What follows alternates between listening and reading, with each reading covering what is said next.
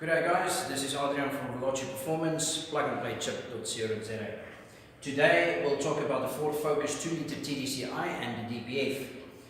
Now, once you find yourself in a situation where this engine light is on and this lovely warning sign saying engine service now, you're probably going to go to your closest Ford dealer or the closest workshop where you can have a diagnostic scan done. Once that is done and you've established that it's DPF related, you'll most probably find one or two or a few of these fault codes. The first one I have here is relating to the actual differential pressure sensor that is faulty. That is not so typical, but it may happen. Then the biggest indication to me that the DPF is blocked is because of these fault codes. DPF restriction, soot accumulation too high, and usually also vehicle conditions incorrect for DPF regeneration.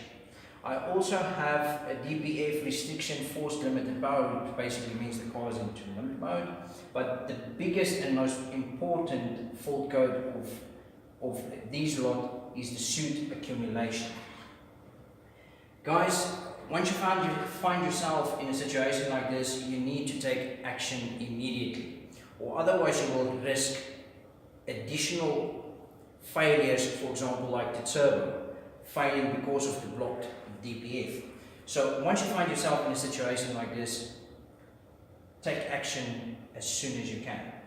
Now let's discuss the options that you have to get rid of this DPF issues. The first one is a new DPF. The second one is try a forced regeneration. The third option is to try and clean the DPF. And then of course the fourth option is to completely remove and delete the DPF from the car. Now, my issue with the new DPF is it will ultimately become blocked again, and you'll probably pay in the region of about 30 to 40,000 rand for a new DPF from this specific car. A forced regeneration is probably going to cost you money unless you have a friend somewhere that will do you a free regeneration, and it will simply not work if the DPF is too blocked. So you'll keep on spending money on forced regeneration and the problem will just simply come back. By trying to clean the DPF, there's basically two ways. By throwing additive into the exhaust system and then go and drive the hell out of your car, which I think is ridiculous in itself. You've got a blocked DPF and now you must go and drive the car very hard, and that in itself may cause you turbo failure and all sorts of trouble. There's some companies that basically remove the DPF completely and try to clean it that way. That is very rarely successful in my opinion, and the biggest, most important thing of all is it will simply become blocked again and you will have to pay that money all over again. We've had many customers that went for the cleaning option and ultimately they end up with us. Now the fourth option, and this is of course the option that I recommend and prefer, is to completely remove the DPF filter from the exhaust system and to do a DPF delete.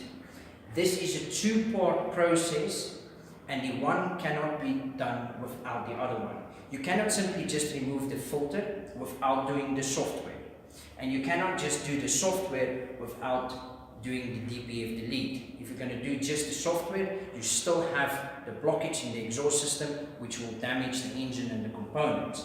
If you simply remove the DPF filter without doing the software modification, the ECU will still pick up discrepancies and your car will still be in limp mode, or the engine lights and stuff will still be on, and the car will obviously try and regenerate, which usually causes white smokes and all sorts of nasty stuff.